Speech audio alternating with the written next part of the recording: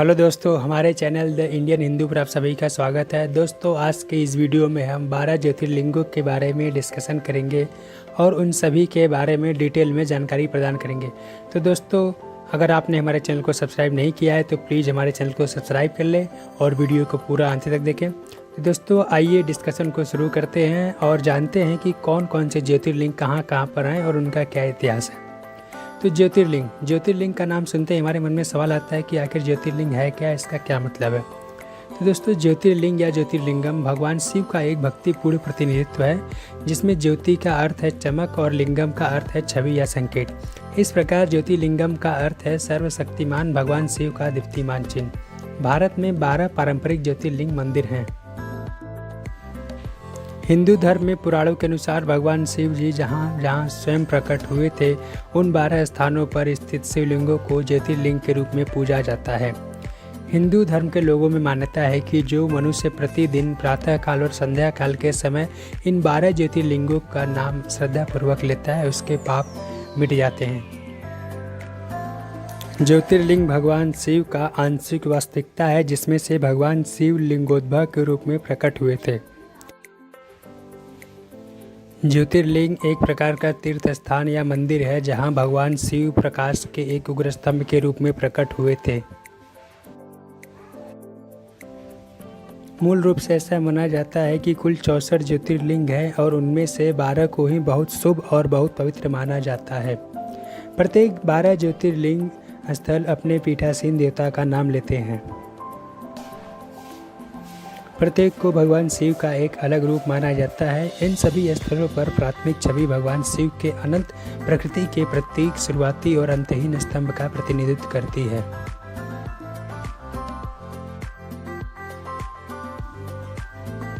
सोमनाथ ज्योतिर्लिंग।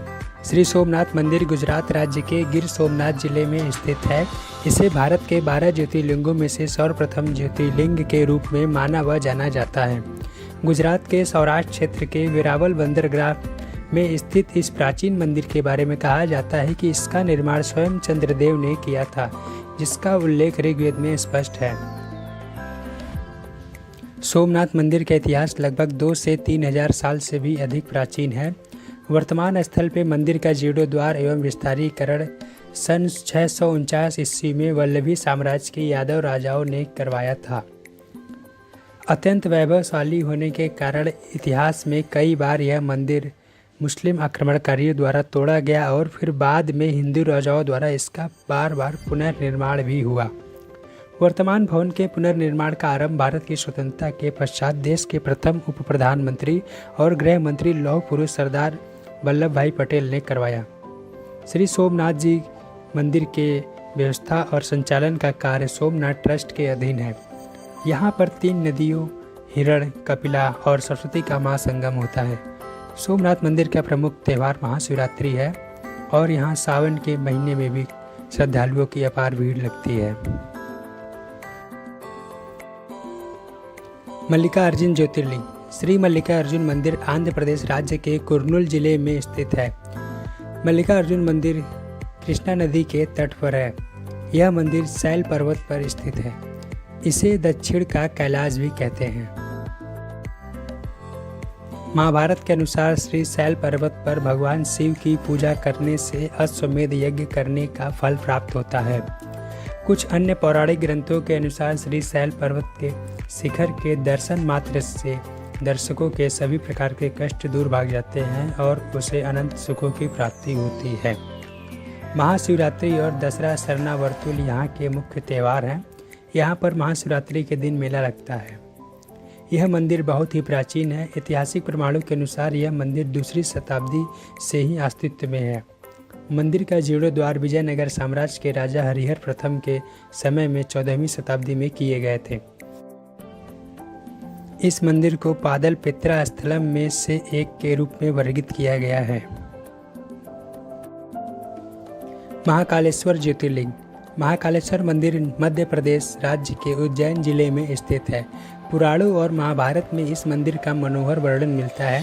महाकवि कालिदास ने अपनी रचना मेघदूत में उज्जैनी की चर्चा करते हुए इस मंदिर की काफ़ी प्रशंसा की है। स्वयंभू, भव्य और दक्षिण मुखी होने के कारण महाकालेश्वर मंदिर की अत्यंत पुण्यदायी महत्ता है। धार्मिक मान्यताओं के अनुसार इनके दर्शन मात्र से ही मोक्ष की प्राप्ति हो जाती है। महाकालेश्वर मंदिर क्षिप्रा नदी के किनारे स्थित है। यह मंदिर बहुत ही प्राचीन मंदिर है और राजा भोज ने इस मंदिर का जीर्णोद्धार और सौंदर्यीकरण कराया था। इस मंदिर को इल्तुतमिश ने सन 1234-35 ईस्वी में आक्रमण कर लूटपाट करने के बाद ध्वस्त कर दिया था। बाद में इसका पुनर्निर्माण हिंदू राजाओं द्वारा हुआ और वर्तमान मंदिर मराठा शासकों द्वारा 18वीं शताब्दी में बनवाया गया। यह मंदिर वैभव स्थल में से एक है। महाशिवरात्रि एवं श्रावण मास में हर सोमवार को इस मंदिर में श्रद्धालुओं की अपार भीड़ होती है। ओंकारेश्वर ज्योतिर्लिंग। ओंकारेश्वर मंदिर मध्य प्रदेश राज्य के खंडवा जिले में स्थित है। यह ज्योतिर्लिंग नर्मदा नदी के बीच मांधाता या शिवपुरी नामक द्वीप पर स्थित है। यह द्वीप हिंदू पवित्र चिन्ह ओम के आकार का बना हुआ है। जिस ओंकार शब्द का उच्चारण सर्वप्रथम सृष्टिकर्ता विधाता के मुख से हुआ और वेदों का पाठ जिसके उच्चारण के बिना नहीं होता, इस ओंकार का भौतिक विग्रह ओंकार क्षेत्र है। यहाँ 33 कोटि देवता परिवार सहित निवास करते हैं तथा 2 ज्योति स्वरूप लिंगों सहित 108 प्रभावशाली शिवलिंग यहाँ पर स्थित हैं। ओंकारेश्वर मंदिर के पास ही भगवान शिव को समर्पित ममलेश्वर मंदिर भी स्थित है। ममलेश्वर को भी एक ज्योतिर्लिंग का दर्जा प्राप्त है। ओंकारेश्वर और ममलेश्वर को श्रद्धालु लोग एक ही ज्योतिर्लिंग के रूप में मानते हैं। ओंकारेश्वर के दर्शन करके लौटते वक्त ममलेश्वर के दर्शन का नियम प्रचलित है। पुराणों में ममलेश्वर नाम के बदले विमलेश्वर नाम उपलब्ध होता है। शास्त्र मान्यता के अनुसार जमुना जी में 15 दिन का स्नान तथा गंगा जी में 7 दिन का स्नान जो फल प्रदान करता है, उतना पुण्य फल नर्मदा नदी के दर्शन मात्र से प्राप्त हो जाता है। केदारनाथ ज्योतिर्लिंग। केदारनाथ मंदिर उत्तराखंड राज्य के रुद्रप्रयाग जिले में है। यह मंदिर चौरी बारी हिमनद के कुंड से निकलती मंदाकिनी नदी के समीप केदारनाथ पर्वत शिखर के पाद में कत्यूरी शैली द्वारा निर्मित 3562 मीटर की ऊंचाई पर अवस्थित है। इस मंदिर का इतिहास लगभग 1000 वर्ष से भी अधिक पुराना है। इस मंदिर का निर्माण पांडव वंश के राजा जन्मेजय ने कराया था और फिर बाद में इसका जीर्णोद्धार जगत गुरु आदि शंकराचार्य जी ने करवाया था। केदारनाथ धाम छोटा चार धाम पादल पित्रा स्थलम और पंच केदार में से भी एक है। यहाँ स्थित स्वयंभू शिवलिंग अति प्राचीन है और ऐसा माना जाता है कि इसकी स्थापना स्वयं पांडवों ने की थी और यहाँ की प्रतिकूल जलवायु के कारण यह मंदिर अप्रैल से नवंबर माह के मध्य ही दर्शन के लिए खुलता है। भीमशंकर ज्योतिर्लिंग। भीमशंकर मंदिर महाराष्ट्र राज्य के पुणे जिले में स्थित है। यह मंदिर भीमा नदी के पास स्थित है। यह मंदिर अति प्राचीन है। इसका उल्लेख पुराणों में भी है। इस मंदिर का निर्माण नागर वास्तु शैली में हुआ है और भीमाशंकर मंदिर का शिवलिंग काफ़ी मोटा है, जिसके कारण इन्हें मोटेश्वर महादेव ही कहा जाता है। धार्मिक मान्यताओं के अनुसार जो व्यक्ति श्रद्धा से इस मंदिर के प्रतिदिन सुबह सूर्योदय के बाद 12 ज्योतिर्लिंगों का नाम जपते हुए इस मंदिर के दर्शन करता है, उसके पाप नष्ट हो जाते हैं। इस मंदिर के वर्तमान स्वरूप का निर्माण और सौंदर्यीकरण 18वीं शताब्दी में मराठा शासकों द्वारा किया गया था। यह मंदिर सह्याद्री पर्वत पर स्थित है। शिव पुराण की एक कथा के आधार पर भीमशंकर ज्योतिर्लिंग को आसाम राज्य के कामरूप जिले में गुवाहाटी के पास ब्रह्मपुर पहाड़ी पर स्थित बतलाया जाता है और कुछ श्रद्धालु ये भी मानते हैं कि उत्तराखंड के नैनीताल जिले के काशीपुर नामक स्थान में स्थित शिव मंदिर ही भीमशंकर का स्थान है। श्री काशी विश्वनाथ ज्योतिर्लिंग। श्री काशी विश्वनाथ मंदिर उत्तर प्रदेश राज्य के वाराणसी जिले में स्थित है। यह मंदिर गंगा नदी के किनारे है और यह मंदिर अति प्राचीन है।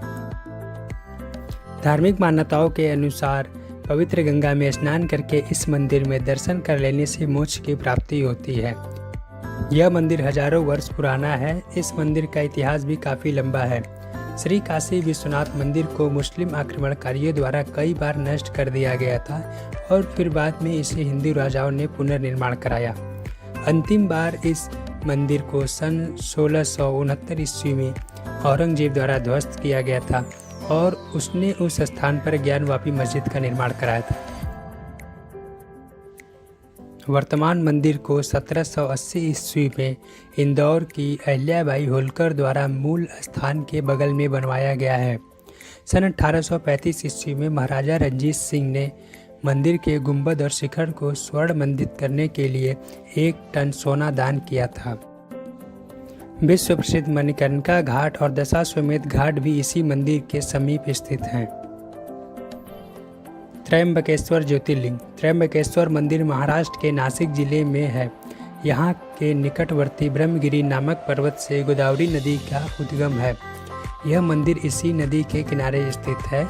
शिव पुराण के अनुसार ब्रह्मगिरी पर्वत के ऊपर जाने के लिए चौड़ी चौड़ी 700 सीढ़ियाँ बनी हुई हैं।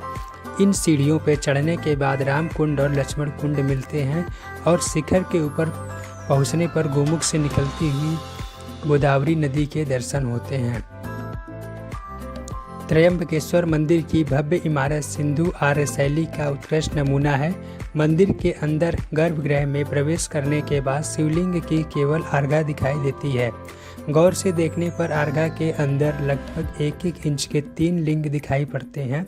इन लिंगों को त्रिदेव ब्रह्मा, विष्णु और महेश का रूप माना जाता है। यही इस ज्योतिर्लिंग की सबसे बड़ी विशेषता है। यह मंदिर भी बहुत ही प्राचीन है। इस मंदिर का निर्माण वास्तुशैली हेमाडपंथी है। इस प्राचीन मंदिर का पुनर्निर्माण और जीर्णोद्धार मराठा शासकों द्वारा 18वीं शताब्दी में करवाया गया था।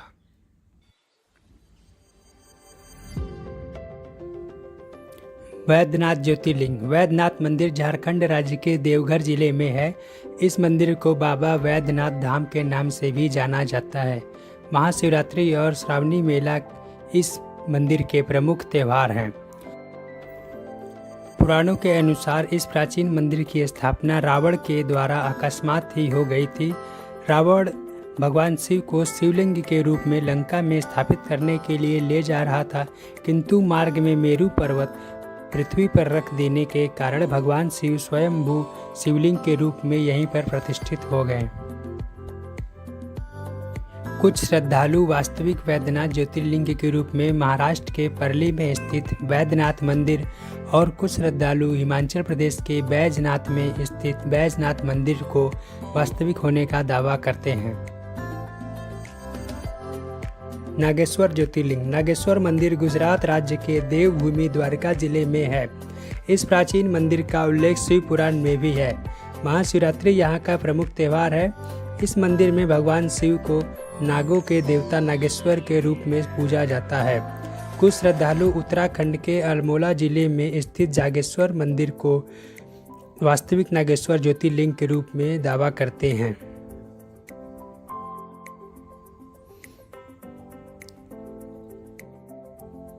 रामेश्वरम ज्योतिर्लिंग। रामेश्वरम मंदिर का वास्तविक नाम रामनाथ स्वामी मंदिर है। यह मंदिर तमिलनाडु जिले के रामनाथपुरम जिले में रामेश्वरम द्वीप पर स्थित है, इसीलिए अधिकांश लोग इसे रामेश्वरम मंदिर के नाम से जानते हैं। इस मंदिर का निर्माण द्रविड़ वास्तु शैली के अनुसार हुआ है। धार्मिक मान्यताओं के अनुसार इस प्राचीन मंदिर के शिवलिंग की स्थापना और पूजा भगवान श्री राम द्वारा की गई है। यह मंदिर 4 धाम और पादल पेत्रा स्थलम में से भी एक है।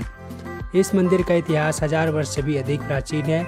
इस मंदिर के वर्तमान स्वरूप का जीर्णोद्धार पांड्या वंश के शासकों द्वारा 12वीं शताब्दी में करवाया गया था और बाद में इसका विस्तारीकरण और सौंदर्यीकरण जाफना साम्राज्य के द्वारा करवाया गया था। इस मंदिर का गलियारा विश्व का सबसे लंबे गलियारों में से एक है।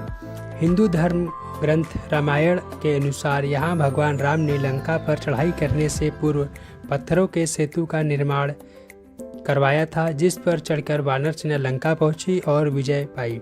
बाद में राम जी ने विभीषण के अनुरोध पर धनुषकोटि नामक स्थान पे यह सेतु तोड़ दिया था। आज भी इस 30 मील लंबे राम सेतु के अवशेष सागर में दिखाई देते हैं। घृष्णेश्वर ज्योतिर्लिंग। घृष्णेश्वर मंदिर को घृष्णेश्वर और घुष्मेश्वर मंदिर के नाम से भी जाना जाता है। घृष्णेश्वर मंदिर महाराष्ट्र के औरंगाबाद जिले में है। इस प्राचीन मंदिर का उल्लेख शिव पुराण में भी है। इस मंदिर को मुस्लिम आक्रमणकारियों ने 13वीं-14वीं शताब्दी में ध्वस्त कर दिया था। बाद में इसका पुनर्निर्माण मराठा शासकों ने करवाया था। यह मंदिर एलोरा गुफाएं, जो कि यूनेस्को द्वारा विश्व धरोहर घोषित है, उसके नज़दीक है और यह मंदिर सबसे छोटा ज्योतिर्लिंग है। इस मंदिर का जीर्णोद्धार देवी अहिल्याबाई होलकर द्वारा करवाया गया था।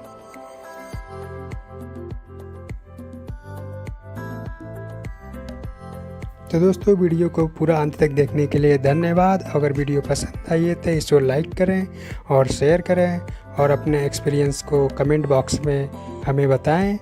Thank you very much.